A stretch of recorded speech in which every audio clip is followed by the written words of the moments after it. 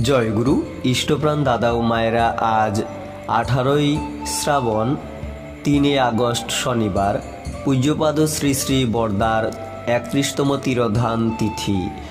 আজ এই বিশেষ দিনে শ্রী শ্রী ঠাকুর পূজ্যপাদ শ্রী শ্রী বরদা সম্পর্কে কি বলেছেন জেনে নেব। তাছাড়া পূজ্যপাদ শ্রী শ্রী বরদার জন্মের তাছাড়া তিরোধানের এই তথ্যগুলি জেনে নেব।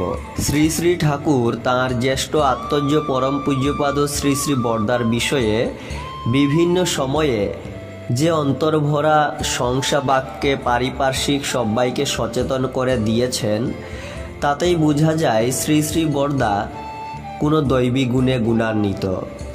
একবার শ্রী শ্রী ঠাকুর বলছেন, বড় খোকার যে এতখানি ক্ষমতা আছে তা আমার জানা ছিল না। পরিস্থিতি